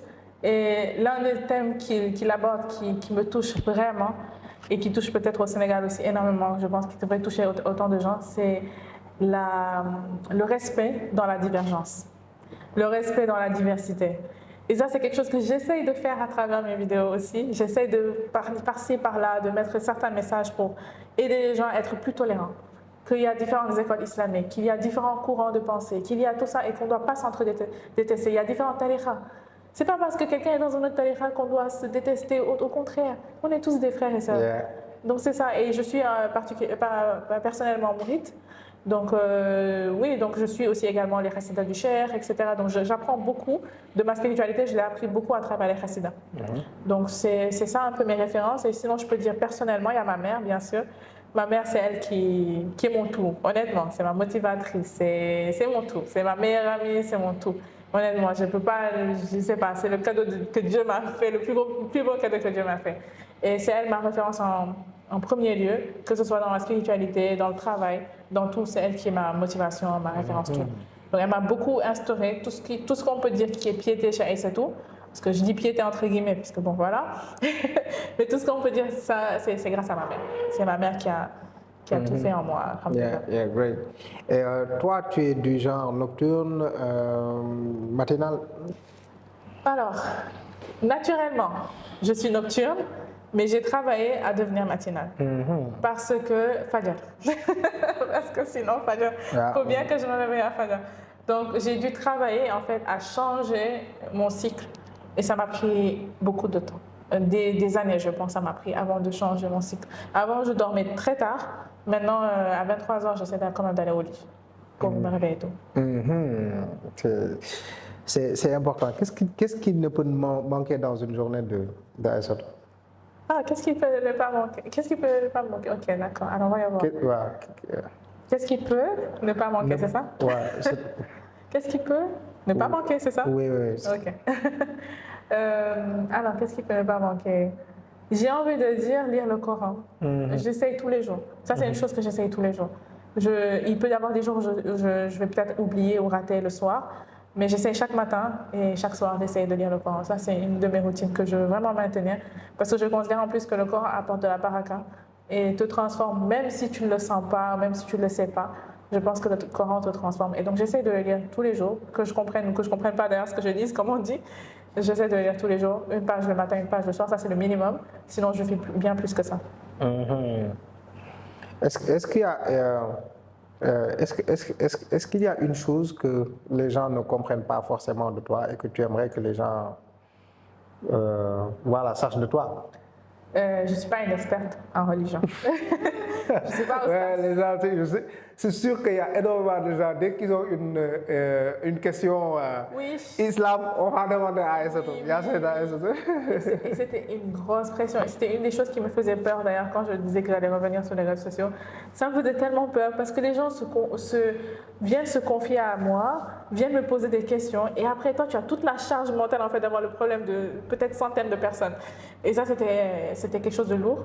Mais bon, je référençais toujours. Je disais toujours allez voir peut-être telle vidéo ou allez voir telle chaire ou allez voir etc. C'est ce que je faisais toujours. Mais oui, je ne suis pas experte en la religion. Je ne suis pas du tout parfaite. Je ne suis pas, comme on dit, oh, t'es trop pieuse et tout. Non, j'ai des défauts, j'ai plein de défauts. Je ne suis pas du tout au niveau spirituel que je devrais être, à mon avis. Je n'ai pas du tout atteint tous mes objectifs. Je veux dire, je ne suis pas parfaite du tout dans la religion. Et ça, c'est quelque chose que j'aimerais que les gens comprennent. Mère Aïssatou, Ah, tu as vu ça? Ah non, moi j'ai raison pour laquelle j'ai envie de te demander quand on est voilé, quelles sont je sais pas, les parties les plus difficiles pour une voilée, etc., les challenges que tu surmontes, etc., tous les jours, quand on est voilé? Right. Je vais commencer peut-être par l'étranger. À l'étranger, c'est plus difficile à cause du fait que, bon, ils ne comprennent pas forcément ta religion. Et il y a des stigmatisations, on va te juger et te mettre dans une case très facilement. Ça, c'est une chose. Bon, et puis tu peux passer dans la rue, on va t'insulter. Ça, c'est des choses qui peuvent arriver. Mais au Sénégal, c'est différent. C'est plus que, pourtant on est un pays musulman, mais c'est plus qu'on va croire que parce que tu es voilé, aussi effectivement tu te prends pour une sainte. Parce que tu es voilé, tu peux croire que tu es supérieur à nous, alors que c'est même pas pour ça qu'on se voile. Ça n'a pas de rapport. On se considère juste voilà, soumis à Allah, on dit que c'est quelque chose qu'il nous a demandé, donc on va le faire, c'est tout. Ça fait partie de notre style vestimentaire parce que c'est quelque chose de demandé par la religion pour nous. On ne critique pas non plus les gens qui l'ont pas, mais juste parce que tu as le voile, tu peux faire un commentaire, on va croire que c'est parce que tu te sens supérieur, etc. On va aussi croire que tu es plus vieille parce qu'on considère que c'est un truc de vieux. On va croire ce genre de choses. Il y a beaucoup de a priori en fait au Sénégal. Tu vas mourir tôt. Que tu vas mourir tôt. Que voilà, vous me direz c'est réel. Des trucs comme ça, des trucs comme ça tout le temps. Moi, alhamdoulilah, honnêtement, je sais que moi je le vis bien parce que je suis bien dans ma peau, je suis contente de porter le voile, mais je sais qu'il y a des gens pour qui c'est un challenge tous les jours de mettre le voile. Et ça, c'est difficile pour eux, déjà ils ne se sentent pas bien dans leur peau et que quand ils sortent, ils reçoivent ces genres de commentaires, ces pics, ces insultes et ces trucs comme ça. Et dans certains pays comme la France où tu ne peux même pas trouver de travail facilement, c'est compliqué quand même pour certaines femmes. Mais comme je dis de mon côté, dès que tu es confiante en fait de ce que tu fais et de ce que tu représentes, ça passe plus. Passe plus. Mais bon, après, sur ce côté-là, peut-être la chance qu'une femme voilée a par rapport à un homme. Bon, moi, après, on m'a parlé de quelques techniques. Par exemple, moi, naturellement, je ne salue pas les femmes. Mais tu peux pas c'est-à-dire, tu peux pas savoir, en fait. C'est vrai, j'en ai pas parlé ça aussi. J'en ai pas parlé. Vas-y, après, Non, vas-y, c'est pour dire que j'en ai pas parlé, mais c'est vrai. Parfois, c'est-à-dire, dañ lay bett quoi, on te surprend, on te donne une femme vient te donner la main, etc. Et puis, on te surprend. Après, c'est-à-dire, tu ne peux pas ne pas la choquer, etc. Oui. Donc, ce que je fais, c'est que, ok, je la salue, etc. Mais après, les fois qui viennent, j'essaie de faire attention, quoi. Parce que moi, c'est-à-dire, de par ma position, quand j'accueille une personne, ça va, vous allez bien, etc. Après, tu te dis peut-être. C'est-à-dire, j'arrive à te saluer sans pour autant que tu ne penses à me serrer la main, mais. Oui. Voilà quoi, parfois on te surprend côté boobu noonu et moi je connais des hommes, ce qu'ils font c'est dañuy takk tout le temps kurus en fait seen loxo yi c'est pas forcément pour mais dañuy jël seen loxo yi tout le temps takk ci kurus léegi boo gisee suy kurus beeg yooyu ni ñu ko jël enroulé et cetera balaa ngay joxe kii et puis voilà et bon mais après vous normalement une femme en général quand bon, il arrive que certains hommes peut-être que certaines personnes ne soient pas voilà quoi du ñu bàyyi xel affaire yooyu noonu mais bon Oh, tout le temps. Moi, il y a beaucoup d'hommes qui viennent me donner. Oui, très souvent même. Très souvent. Ce que je fais, c'est que ça dépend en fait des personnes. Comme par exemple, si c'est des vieils hommes qui sont comme des oncles, des oui, je me dis c'est par respect. Tu vois, par respect, je me dis par respect, je donne la main parce qu'ils viennent quand même vers toi, je ne vais pas enlever. Donc je peux me dire par respect à ce moment-là. Ça dépend des périodes. Des fois, je dis ah excusez-moi, je ne donne pas la main. En venant, souvent quand je viens vers une personne, quand c'est moi qui viens vers une personne, je fais comme ça, toujours comme ça, pour montrer que, excuse-moi, j'espère que je n'ai pas trop touché le micro, mais je disais, voilà, donc je fais comme ça, et ça me permet de montrer aux gens que je ne veux pas venir donner la main. Mais voilà, comme tu dis, ça arrive qu'on vienne et qu'on te surprenne, mais moi ça va vraiment dépendre du contexte, comment je vais le dire, comment, etc. Il m'est arrivé qu'une personne fasse comme ça et je lui dis vraiment désolé, avec le sourire. Mais bon, je sais que c'est quand même très gênant. C'est très gênant. Ça dépend des circonstances. Vraiment, des fois, quand la main m'est donnée, pour ne pas frustrer la personne, je vais donner la main et je vais dire à la personne, par contre, je ne donne pas la main. Ça m'est arrivé de le faire souvent. Quand ça dépend, comme je dis, des personnes. Si c'est des vieilles personnes, si c'est ceci. Il y a certaines personnes, je donne la main, mais je leur dis, mais en général, je ne donne pas la main. Donc voilà, je précise comme ça la prochaine fois quand ils viennent, ils savent. C'est bien. Quand on parle de voile, et voilà, comment est-ce que tu vois la perception, bon, je ne dirais pas la perception, parce qu'en général, dès qu'une femme met quelque chose autour de sa tête, ah non, il faut mourir, il faut qui, etc. Pour toi, c'est quoi le voile? Pour moi, c'est quoi le voile? Pour moi, le voile, c'est quoi se voiler en fait? Oui, pour moi, en fait, se voiler, souvent, on met tellement de règles et tout, on dit oui, quand tu te voiles, il faut faire ci, il faut faire ça, il faut être comme ci, il faut être comme ça, il faut être parfaite et tout. Non, en fait, parce que moi, je pense qu'être voilée, c'est juste être une musulmane de base. Ça, pour moi, ce n'est pas le graal d'être musulman. Pourquoi je dis ça? C'est parce que on te demande de ne pas manger du porc, mettons, en tant que musulman. C'est pas parce que, je sais pas en fait, c'est pas parce que tu es un musulman super pieux que tu vas dire que c'est parce que je suis musulman super pieux que je mange pas du porc. Même un musulman basique, lambda, normalement qui fait pas des kiamoulés et tout, il va pas manger du porc. Parce que quoi, c'est juste une règle. Donc ça ne fait pas de toi une personne extraordinaire. Ça fait juste toi qui t'habille comme un musulman. Le musulman, on le dit, il doit manger comme si. Il doit pas manger de porc, il doit pas boire d'alcool. Le musulman, il doit s'habiller en couvrant sa aura. On te dit que ça fait partie de ta aura, tu couvres ta aura. On te dit qu'il doit parler comme s'il ne doit pas insulter, il ne doit pas, etc. Il ne fait pas ça. C'est juste ça. Mais pour moi, ce n'est pas je sais pas, ça veut dire que tu es super musulman ou quelque chose comme ça, non. Non, tu fais plein de péchés, on ne respecte pas toutes les règles, on essaie juste de respecter le maximum qu'on puisse faire. Et même quand il y a un souci, quand il y a un problème, etc., pourtant, c'est une voilée qui l'a fait, c'est une voilée. Pourquoi c'est une personne? Pourquoi est-ce qu'une voilée ne devrait pas faire d'erreur? Je l'ai remarqué, il y a un gars, c'était, je pense, en France, etc., qui a eu un problème avec sa femme, etc. Je pense que je sais de quoi tu parles. Et puis, ils en ont parlé. Oui, il faut faire très attention aux femmes voilées et son danger. Mais c'est-à-dire, c'est une personne, quoi. Donc, c'est pas une question de fait. Attention à telle catégorie, etc. C'est-à-dire quand il faut, voilà quoi, tout le monde fait des erreurs. Oui. Donc c'est pas que quand je suis voilé, c'est que c'est pas forcément un doctorat c'est pas un doctorat en spiritualité. Oui. Et malheureusement, les gens ont cette perception-là. Quand tu vois une femme ou bien une personne un homme qui essaie de faire son mieux pour vraiment suivre la sunna et puis suivre le Coran et les règles, etc., ils se disent que oui, bon, il n'a pas droit à cette erreur-là. Il n'en a pas droit. Oui, je sais. Alors que voilà quoi, c'est-à-dire toi, pour moi c'est pas grave, mais pour lui c'est grave. Je sais. Je comprends pas. C'est difficile parce qu'effectivement, lui il essaye. On est ambassadeur, où est-ce qu'on est de base? À cause de notre voile. Et ça, je pense, c'est un poids, c'est vrai, qui est sur nous en plus. À cause de notre voile, où est-ce qu'on est? On est ambassadeur de l'islam. Donc tout ce qu'on fait, on va l'assigner à l'islam.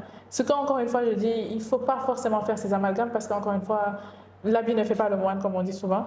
C'est pas parce qu'une personne est voilée qu'elle représente la religion en entier. Elle est quelqu'un qui aspire à être être musulman, un bon musulman, une bonne musulmane, mais ça ne veut pas forcément dire qu'elle représente toute la religion et que tout ce qu'elle fait, c'est ça l'islam, etc. Donc, il y a ces problèmes-là qu'on vit, c'est vrai, en tant que voilé, où on est exposé. On va dire, notre religion est exposée. Alors que quand tu es un homme, comme tu dis, tu marches, tu viens, personne ne sait. Personne ne sait est-ce que tu es musulman ou autre. Carrément, carrément. Et puis, comment est-ce que tu vois l'évolution un peu de la spiritualité chez les gens, que ce soit au Sénégal, on va dire au Sénégal pour ne pas dire dans le monde. Dans le monde. Alors moi, je pense qu'on va être un peu biaisé. Moi, je vais être un peu biaisée par rapport aux gens qui m'entourent. Parce qu'effectivement, c'est eux que je vais côtoyer, que je vais fréquenter. Mais j'ai l'impression quand même que de plus en plus de jeunes s'intéressent à la religion. Ce qui était un peu plus rare avant. Moi, je me rappelle quand j'étais dans l'adolescence, mais comme on m'appelait Yasséda, mais encore une fois, je n'étais pas pratiquante à mon avis. Je priais là, je jeûnais là, mais il n'y avait rien de structuré, en tout cas comment je vis la religion aujourd'hui. Et je vois que vraiment, il y a plus de jeunes qui vivent la religion comme je la vis. Je ne suis pas du tout supérieure ou plus pieuse que des gens qui sont beaucoup plus jeunes que moi. Et ça, c'est important et je trouve ça merveilleux, alhamdulillah. Plus je marche dans la rue, plus je vois les voilés aussi. Alors qu'avant, c'était beaucoup plus rare. C'était plus rare. Donc, alhamdulillah, c'est quelque chose qui est en train de devenir, comme je dis, une tendance, entre guillemets. Après, espérons que ce soit une tendance positive et fondée sur quelque chose de vraiment profond. C'est clair. Moi, c'est le même constat que je fais. Je vois que de plus en plus de femmes s'intéressent à leur religion. Quand j'ai une classe, c'est rare d'avoir une salle. Quand je vais dans n'importe quelle formation, etc., c'est rare de voir une salle où il n'y a pas un nombre important de femmes qui sont voilées ou bien qui se couvrent la tête, qui font des efforts pour mettre des habits vraiment décents, etc. Et il y a ça. Et puis, je ne sais pas, mais je sais pas si c'est peut-être mon entourage, etc. Mais les femmes en général les plus brillantes que j'ai côtoyées, c'est toutes dévoilées. Dévoilées, je sais. Les femmes les plus brillantes, que ce soit dans le travail, que ce soit dans les formations, etc. C'est comme ça, quoi. Les plus brillantes que j'ai côtoyées, c'est des qui. Et moi, je me dis que c'est peut-être le lifestyle que ça t'impose. Toi, au final, tu te concentres sur l'essentiel. Et quand tu es concentré sur l'essentiel, tu ne peux qu'être brillante dans ce que tu fais. Et pour moi, voilà quoi. Les gens s'intéressent de plus en plus à la religion. Et j'ai entendu j'ai écouté la conférence de quelqu'un il n'y a pas longtemps qui me disait. Moi aussi, la plupart du contenu spirituel que je consomme, c'est en anglais. Mon top motivateur, c'est Mufti Menk. Et après, c'est mon top motivateur. Quoi. Après, les Nouman Ali Khan, je les écoute. Même les Khalid Yassine, même l'Indien, comment il s'appelle? Zakir Naïk, voilà, Omar Souleyman, on suit les mêmes personnes. C'est des gens que j'aime écouter en fait. Et j'ai suivi une conférence, c'est un blanc qui est devenu musulman, et il a dit que lui, ce qui l'a choqué, je pense qu'il a parlé de Birmingham. Il a parlé de Birmingham, du nombre de musulmans qu'il y a maintenant à Birmingham, comparé à il y a quelques années. Et ils disent que lui, ce qui le rend optimiste par rapport à la spiritualité et tout, c'est qu'il se rend compte que maintenant, les enfants sont beaucoup plus intéressés par la religion que même leurs parents. Parce que tu les vois maintenant aller, c'est-à-dire ils attendent plus, parce qu'avant c'est les parents qui étaient forcés. Et c'est eux maintenant qui vont vers l'information, vers la mosquée, vers tout. Tu vas voir maintenant des groupes de jeunes dans les mosquées à l'étranger. Parce que moi, effectivement, quand j'étais au Canada, je fréquentais les mosquées, parce que déjà, tu n'avais même pas où d'autres prier. Donc, tu étais obligé de te rapprocher des mosquées et tout quand tu étais à l'extérieur. Et ici, je sais que ce n'est pas commun. Ici, j'ai l'impression que ce n'est pas commun que les jeunes aillent à la mosquée. On dirait que c'est plus pour les adultes, les pâles et tout ça là. Mais bon, depuis que je suis venue, j'ai commencé aussi un peu plus à aller à la mosquée. Mais là-bas, il y avait quand même plus les jeunes à la mosquée que les âgés. Ça commence à Ça Fajr commence maintenant. ici? Ah, Oui, ça commence maintenant. La prière de Fajr, c'est voilà quoi. Tu vois de plus en plus de jeunes qui sont réguliers, même dans les. Bon, après, le souci qu'on a souvent dans les mosquées, avec c'est quoi? C'est quand les jeunes veulent s'impliquer, il y a toujours des retraités. Bon, parce que voilà, ils veulent ils veulent avoir quelque chose à faire, qui viennent, qui montrent que bon, non, ici c'est nous qui gérons, etc. Mais après, les jeunes veulent faire le adhan, veulent s'impliquer dans le qui. Mais après, si après il y a des seniors qui ne leur donnent pas, qui ne laissent pas faire, après ils se découragent très vite. Ils viennent, ils font leur prière et puis ils bougent quoi. Et puis moi, je pense que ce serait aussi bien que, par exemple, à certaines occasions, que le Ramadan, etc., lors des qiyam ou bien voilà, lors de certaines prières, etc., qu'on laisse les jeunes un peu diriger. Oui, voilà, oui. il y en a qui sont très bien. Et puis voilà, pour terminer en fait, aujourd'hui, quel est le rapport entre toi, ta spiritualité personnelle et ton activité que tu fais? Est-ce qu'aujourd'hui... Mais tout, bien sûr. Tu n'as pas vu, moi je suis passionnée de ma religion à tel point que mon travail c'est la religion, mes hobbies c'est à propos de la religion, tout est à propos de la religion. Donc je base tout ce que je fais sur la religion. Dans le sens où toutes les actions que je vais faire, tous les produits que je vais faire, je vais d'abord m'assurer moi à voir est-ce que déjà c'est quelque chose de halal ou de halal. Je sais que certaines personnes, encore une fois, ça peut être, comment je veux dire, polémique parce qu'encore une fois, il y a toujours différents avis. Et c'est pas parce que, mettons, vous avez vu un chef qui dit que ça, pour lui, c'est halal, qu'il n'y en a pas d'autres qui l'ont considéré comme halal, etc. Et qui fait que si, par exemple, on me voit faire une certaine chose, ça va me dire, ah, tiens, elle fait un truc halal parce que j'ai entendu tel chef. Je sais qu'il y a toujours ces trucs-là de polémique. Par exemple, les bijoux. J'ai déjà eu des polémiques sur les bijoux, sur le fait que il y aurait peut-être des fois, il y en a certains qui ont des versets, il y en a plusieurs qui en ont même pas, mais il y en a certains qui ont des versets comme Ayatul Kursi. Il y a des gens qui vont dire non, ça c'est haram parce que ça devient un talisman ou je sais pas quoi, etc. Alors que bon, comme je dis, moi sur tout ce que je fais, j'essaie quand même de faire mes recherches en amont, de vérifier mes infos, de faire tout ce que je... Ce serait compliqué après d'expliquer, comme je dis, sur chaque produit ici, mais voilà. Donc je fais quand même tout en me basant sur la religion. Je vérifie est-ce que ce que je vais commencer là est halal, haram, comment le rendre le plus pur, comment, etc. Je fais plein de recherches dessus, comme je dis, et ça gouverne toute ma vie. Je le fais dans mon business, mais dans ma vie de tous les jours. J'essaie toujours de voir est-ce que ce que j'ai fait là, c'est acceptable, pas acceptable, musulman, pas musulman là, tu vois. Donc c'est comme ça que je gère ma vie. Tu gères comment l'argent? Je gère comment l'argent? J'ai pas une très bonne gestion de l'argent, hein, franchement, je dis la vérité. J'ai pas une très bonne gestion de l'argent. Tu es le genre dans non soit là? Non, pas du tout, au contraire. Moi, non, pas du tout. Je dépense pas beaucoup. Je dépense vraiment pas beaucoup. Pas du tout même. Honnêtement, je peux rester, comme je dis, très longtemps sans acheter d'habits. Et quand je dis pour une femme, déjà, elle s'achète des habits toutes les fêtes, etc. Moi, je peux rester 1 an ou plus sans acheter d'habits, par exemple. Donc, je dépense pas beaucoup. Produits esthétiques, j'en achète peut-être 2 à 3 mois et c'est vraiment juste pour la gestion de ma peau et il n'y en a pas beaucoup. Donc, je dépense pas beaucoup personnellement, mais je dépense beaucoup pour les autres. Mettons, j'aime beaucoup faire sortir les enfants de ma maison, là, mes nièces, mes cousins, mes cousines, je regroupe tout le monde, je fais sortir. Donc, c'est ce genre de choses que je fais qui me fait dépenser beaucoup. Où j'investis beaucoup dans ma boutique. Presque tout mon argent va dans la boutique parce que j'aime beaucoup investir dedans. Mais non, je ne dépense pas beaucoup. Pourquoi je dis que j'ai une mauvaise gestion? C'est juste que je fais toujours des planifications financières et que je ne respecte pas. C'est juste ça.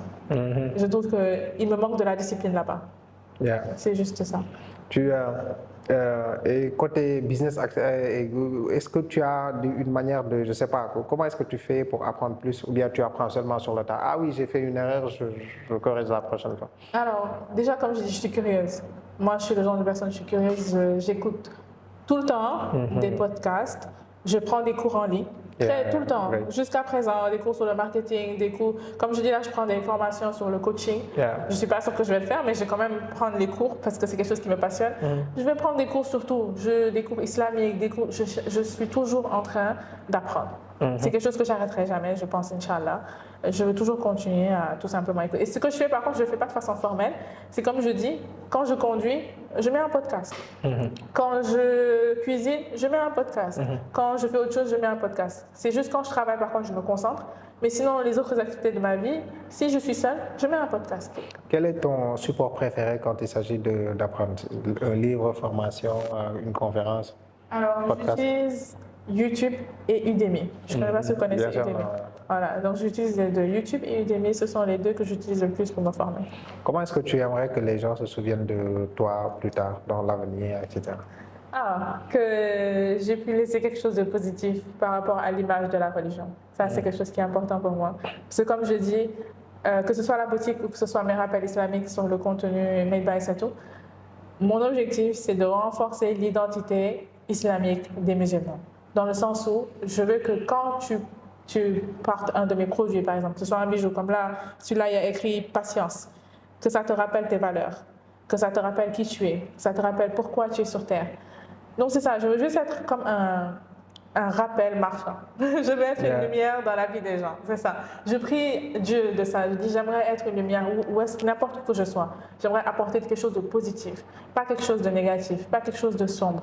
Mais voilà, apporter quelque chose de positif dans la religion. J'espère que dans quelques années, les gens diront par exemple, oh tiens, Aïssatou m'a inspiré à porter le voile, ou Aïssatou m'a inspiré à faire ceci, Aïssatou m'a motivé pour cela.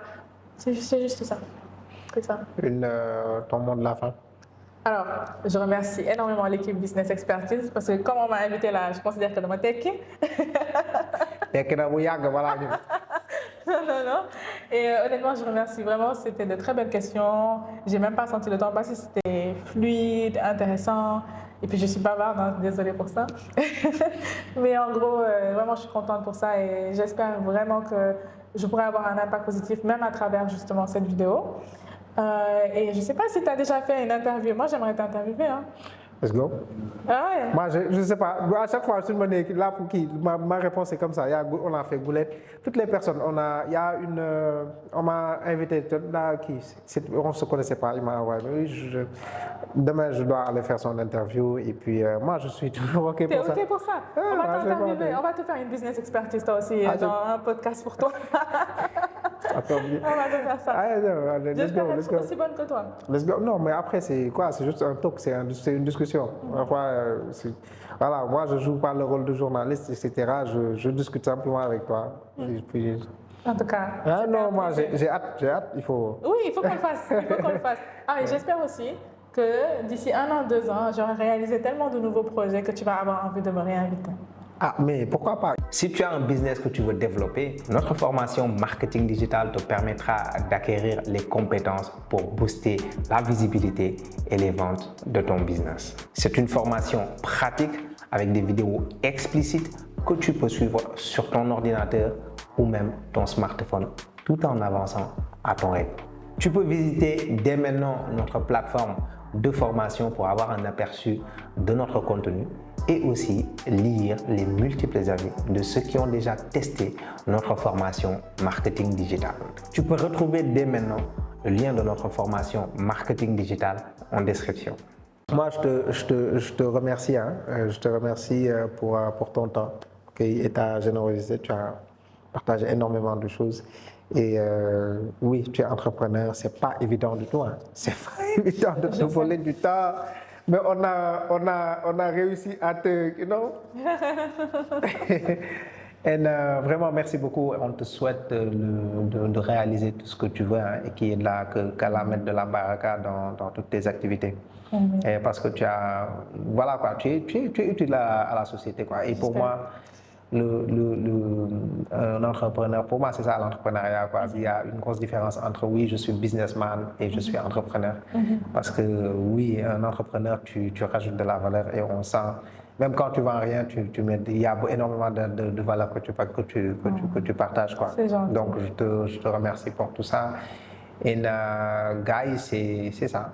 C'est ça, business expertise. On invite des profils comme ça. Et voilà, quoi. Moi, c'est mon moment de coaching gratuit. Non, je ne vous le dis pas, mais je vous invite pour avoir droit à un coaching gratuit. Je sais si j'appelais Aïssatou pour lui dire que Aïssatou, je veux un coaching, elle pourrait me facturer. Et les autres grands entrepreneurs qui sont passés par Ok, so guys, abonnez-vous pour si ce contenu vous a plu, likez et partagez. So à la prochaine, salam alaikum.